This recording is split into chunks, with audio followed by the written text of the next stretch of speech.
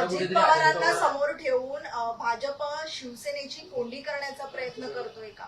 नाही, बिलकुल कोंडी करण्याचा विषय नाहीये. शिंदे साहेब आणि भाजपचं पहिलेपासून आहे. भाजपाकरता आम्ही केलं नाही, भाजपने आमच्याकरता केलेलं आहे. त्यामुळे आमची ही युती आहे ना, ही धर्माच्या आणि हिंदुत्वाच्या आणि मराठी माणसाच्या न्याय हक्काकरता झालेली युती आहे. ही युती अशी सहज झाली नाही, ही विचारांची युती आहे. त्यामुळे या युतीला कोणी तोडू नाही शकत. तुम्ही आता आझाद मैदानाची देखील पाहणी करायला जाताय, परंतु काल महायुतीतल्या दोन पक्षातले नेते पाहणी करत होते. आपल्या पक्षाकडून कोणी नसल्यामुळे चर्चा अशा सुरू झाल्या की कुठेतरी तुम्ही पाहणी करायला नाही, वेगवेगळ्या चर्चा त्याबद्दल सुरू होत्या. हे बघा, शिंदे साहेब आजारी असल्यानंतर आम्हाला बाकीच्या गोष्टी काही महत्वाच्या वाटत नव्हत्या.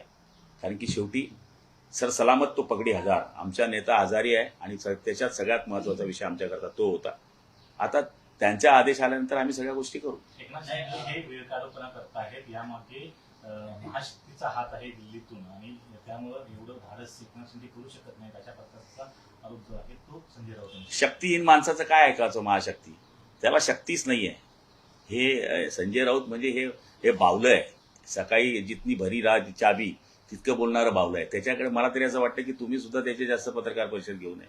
अंजली गमानिया यांनी प्रश्न उपस्थित केला आहे की एकनाथ शिंदे हे विरोधी पक्षनेते म्हणून त्याची भूमिका निभावतील का, असा एक प्रश्न त्यांनी उपस्थित केला आणि सत्ता देखील तुमची आणि विरोधी पक्ष देखील त्यांचाच.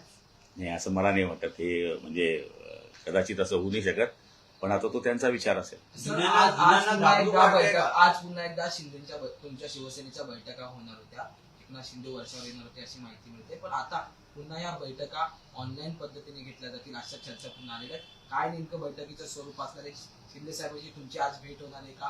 पुढची रणनीती 5 तारखेचा कार्यक्रम त्याच्या सूचना आलेल्या आहेत का? हे बघा, आता तब्येतीच्या कारणास्तव या बैठका होणार आहेत आणि मला तरी असं वाटतं की त्या बैठकीमध्ये जे काही होईल आम्ही आपल्याला ते सगळं कळू. पण ते ऑनलाईन होणार आहेत की परस्पर भेटणार आहेत? अजून तो निरोप आलेला नाही, पण आता सध्या तरी ऑनलाईनचा निरोप. पाटील साहेब, जुन्या मंत्र्यांना नव्यांना काही आशा पल्लवी झाल्यात असं काही चित्र आहे का? कशाचं? एकंदरीत मंत्रिपदाचं